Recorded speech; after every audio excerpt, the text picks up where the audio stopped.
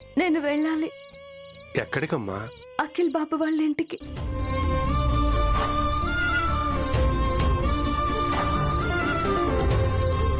మనసు మార్చుకుని అక్కడే ఉండడానికి సిద్ధపడ్డావమ్మా? కాదు నాన్న. మరి ఎందుకమ్మా అక్కడికి? నా కన్నయ్య అక్కడే ఉన్నాడు కదా నాన్న. నా కన్నయ్యని అక్కడే వదిలేసి వస్తే కన్నయ్యకి పూజలు ఎవరు చేస్తారు? ధూప దీప నైవేద్యాలు ఎవరు ఏర్పాటు చేస్తారు? వెళ్ళి నా కన్నయ్యని తెచ్చుకోవాలి. వెంటనే తెచ్చేసుకోవాలి. తెచ్చుకుంటాను. శ్యామ, శ్యామ ఆగమ్మా. శ్యామ, శ్యామ ఆగమ్మా. శ్యామ,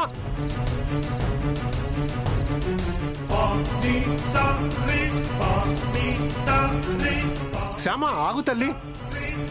శ్యామ, శ్యామ ఆగమ్మా. ఆగమ్మా.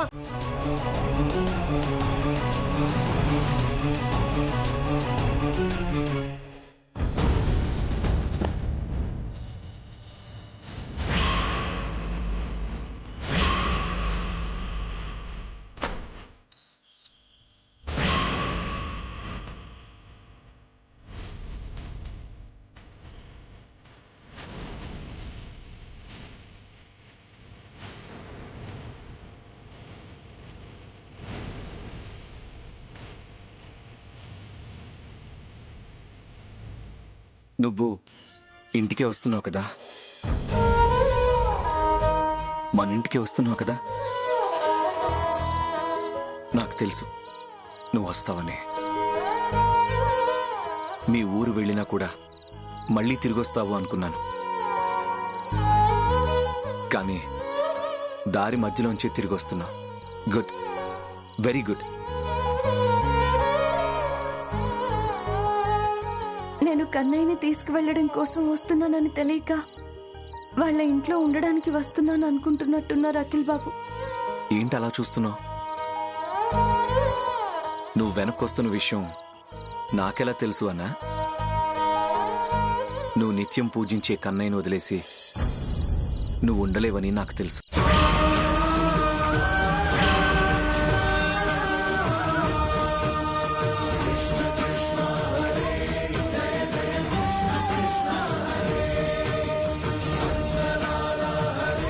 ఆ కన్నయ్యని తీసుకెళ్ళడానికి నువ్వు వెనక్కి వస్తావని నాకు తెలుసు.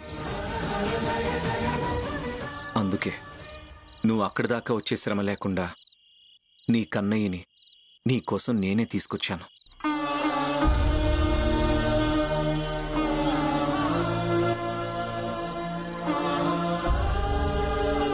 నేను కన్నయ్య కోసం వస్తానని ఊహించారంటే నా మనసుని అంత బాగా చదివేశారన్నమాట.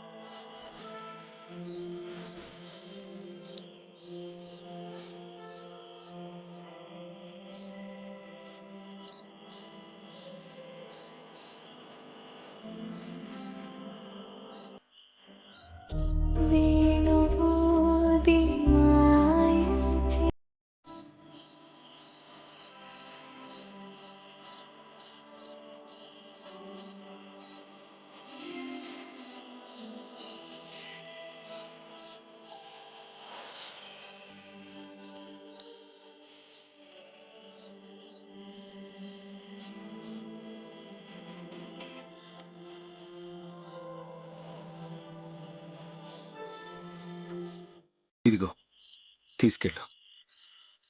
నీ కన్నయ్యని సంతోషంగా తీసుకెళ్ళు.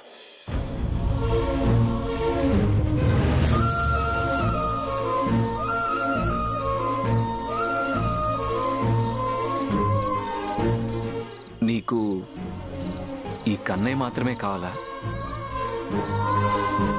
ఆ కన్నయ్య ఇచ్చిన వరం అక్కర్లేదా? మీరు నాకు కన్నయ్య ఇచ్చిన వరం.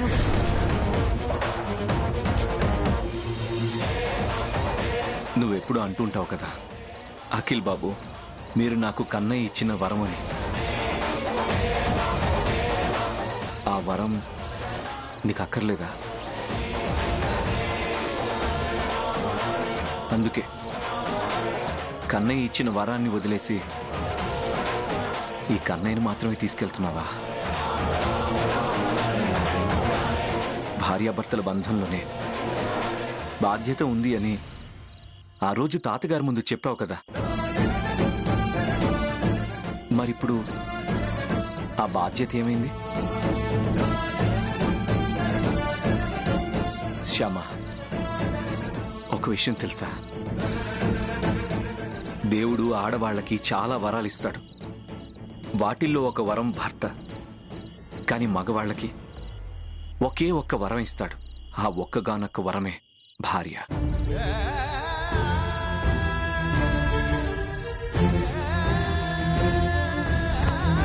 ఆ వరాన్ని నేను బాధ్యతగా స్వీకరించాను.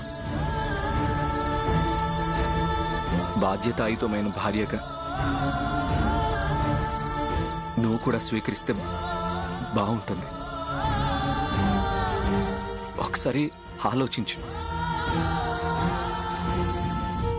వివాహ ధర్మం ప్రకారం భార్యాభర్తలిద్దరూ కలిసి ఉండాలి. నువ్వు కన్నయ్యని ఎప్పుడూ కలిసి ఉండాలని ఎలా అయితే కోరుకుంటావో, నేను కూడా నీతో అలాగే కలిసి ఉండాలని ఎప్పుడు కోరుకుంటూనే ఉంటాను. కలిసి ఉండేది మీ ఇంట్లో అయినా మా ఇంట్లో అయినా పర్వాలేదు. కలిసి ఉండడం మాత్రమే కావాలి. ఆలోచించుకొని నీ నిర్ణయం చెప్పు.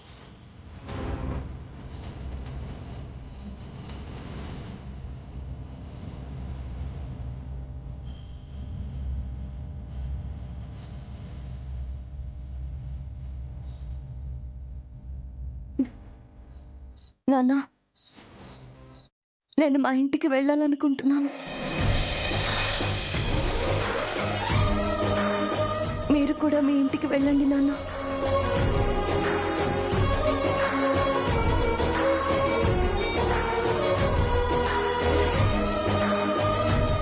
పదండి, మన ఇంటికి వెళదాం. వస్తాం మాయ గారు. అలాగే బాబు, అలాగే. వస్తాను నాన్న. జాగ్రత్త అమ్మా.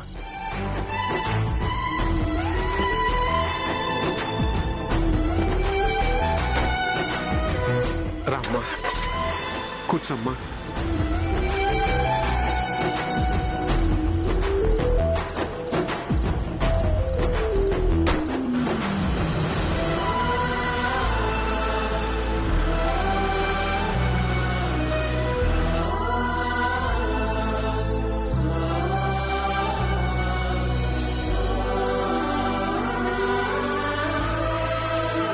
కన్నయ్య, కాపాడావయ్యా. నా కూతురు కాపురాన్ని కాపాడావు.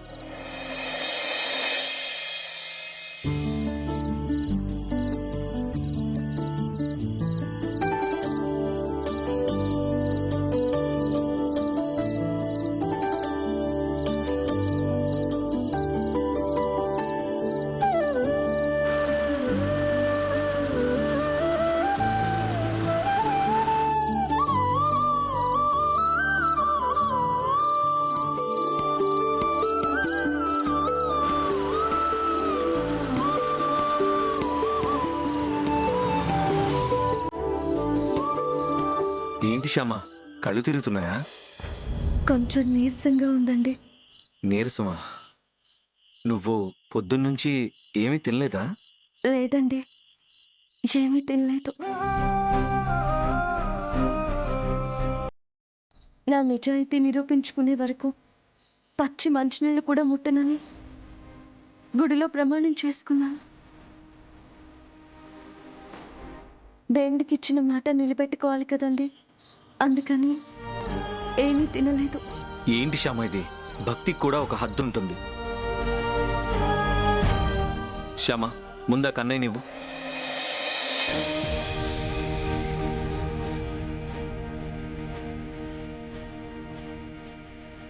ఇదిగో వాటర్ తీసుకో.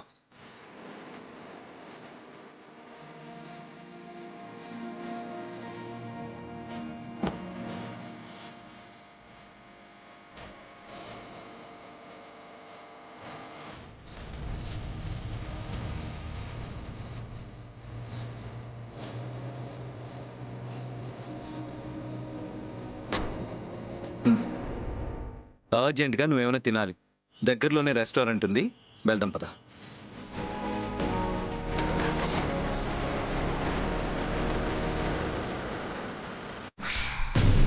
అవునా? అవును. ఆ శ్యామ పైకి కనిపించేంత అమాయకురాలు కాదు, గుండెలు తీసిన బంటు. సాక్ష్యాధారాలతో సహా మన కుట్రని బయట పెట్టిందా శ్యామ.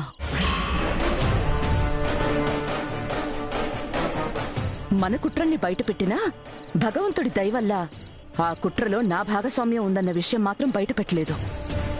అంటే మొత్తం నా అకౌంట్లోనే పడిందా? అవును. మీ శ్రేయస్సు కోరేదాన్ని కాబట్టి ఇక్కడ జరిగిన విషయాలన్నీ మీకు చెప్పటం నా బాధ్యత. ఏ క్షణంలోనైనా పోలీసులు మీ ఇంటికి రావచ్చు, మిమ్మల్ని అరెస్ట్ చేసినా చెయ్యొచ్చు. ముందుగా చెప్తే జాగ్రత్త పడతారని చెప్తున్నాను. ఉంటాను.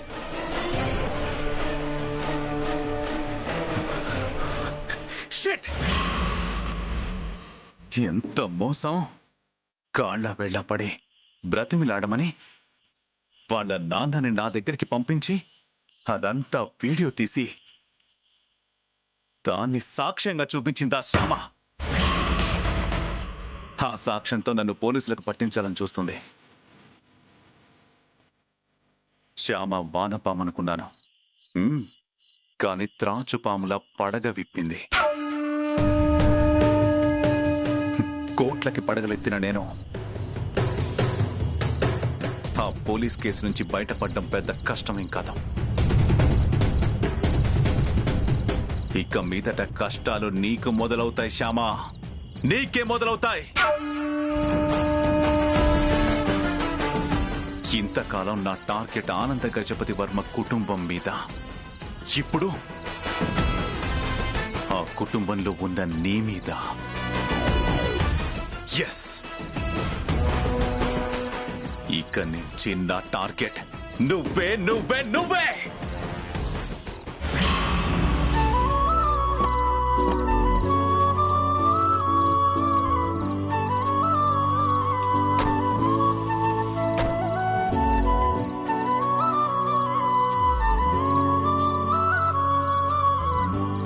ఏంటి శ్యామ ఆగావు? పదా.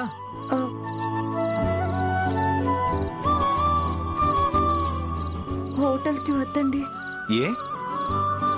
హోటల్ తిండి నాకు సహించదు. అలా అంటే ఎలా శ్యామ? చాలా నీరసంగా కనబడుతున్నావు. ఇప్పుడు ఏదో ఒకటి తినాలి నువ్వు.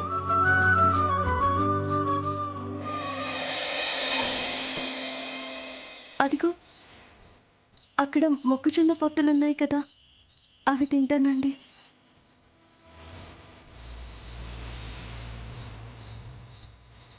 నిమ్మరసంతో పాటు ఉప్పు కారం కూడా రాసుకొని తింటే చాలా బాగుంటాయండి. శ్యామ, రోడ్ సైడ్ ఫుడ్ తినడం అంత మంచిది కాదు శ్యామ. వేడివేడిగా మొక్కజొన్న పొత్తులు తింటే ఏమీ కాదండి, చాలా బాగుంటాయి. సరే పద.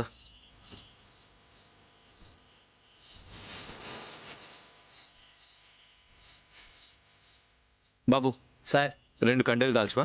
అలాగే సార్.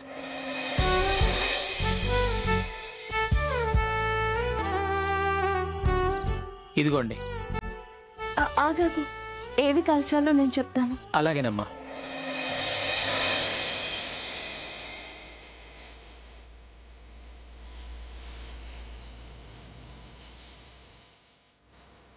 ఇవి 2 లేతగా ఉన్నాయి, ఇవి కాల్చు. సరేనమ్మా.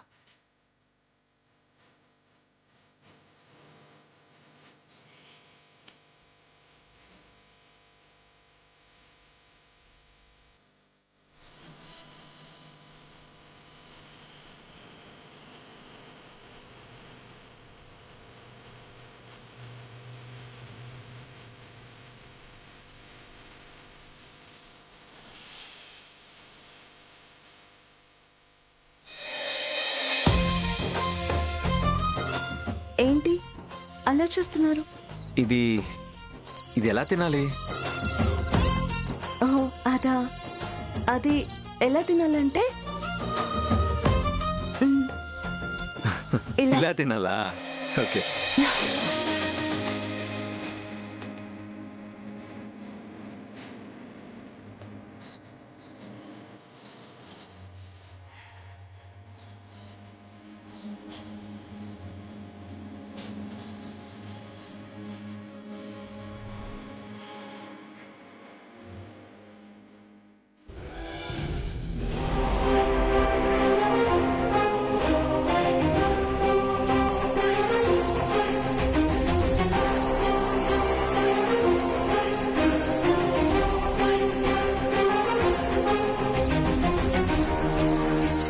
ఏంటి అఖిల్ బాబు ఇంకా రాలేదు? ఆ శ్యామ కోసం ఎక్కడెక్కడ వెతుకుతున్నాడో ఏమో. ఆ శ్యామ కనపడిందో లేదో. కనపడినా కూడా అదేం తిరిగి రాదు. జీవితాంతం అది ఇంకా పుట్టింట్లోనే పడుండాల్సిందే. అవును, పుట్టింట్లో పడి ఉండాల్సిందే. అదెక్కడొస్తుంది? జీవితాంతం నా కూతురి కోసం పాటలు పాడుతూనే ఉంటుంది. మీరేం టెన్షన్ పడకండి అత్తయ్య. అఖిల్ బాబు వస్తాడు, తప్పకుండా శ్యామాన్ తీసుకొస్తాడు. దాన్ని తీసుకురాకపోయినా పర్వాలేదు. వాడు మాత్రం తొందరగా వస్తే నాకదే 10,000.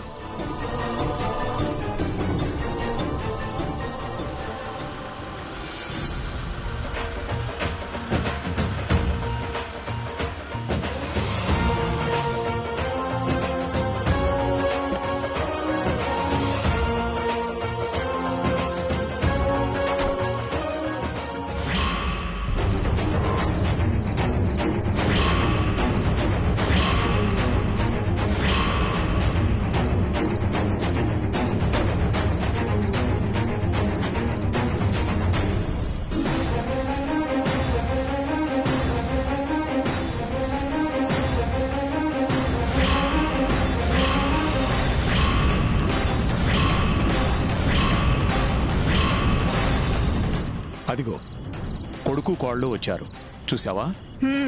చూస్తున్నా.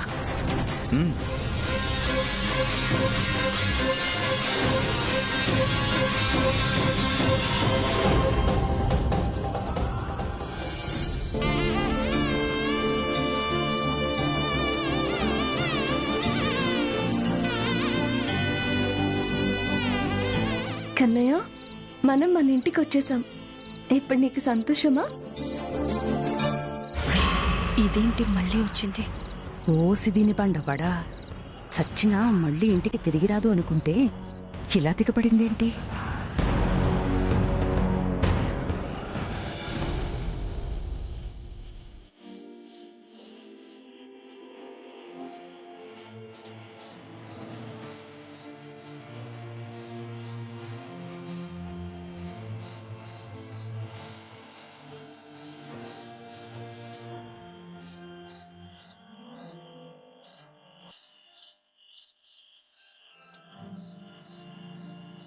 తన మీద పడ్డ నిందని నిప్పుతో కడిగి అగ్నిపునీతల అత్తింట్లో కాలు పెడుతుంది నా కోడలు.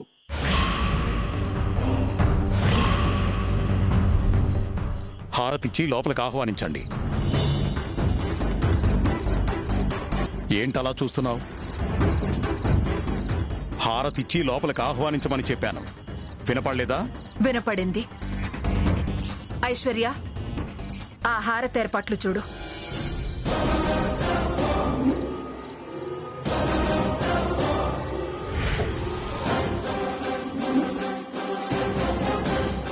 ఏంటలా చూస్తున్నావు ఐశ్వర్య? ఇప్పుడు నీకు వినపడలేదా? వినపడింది మామయ్య గారు. వెళ్ళి ఆ ఏర్పాట్లు చూడు.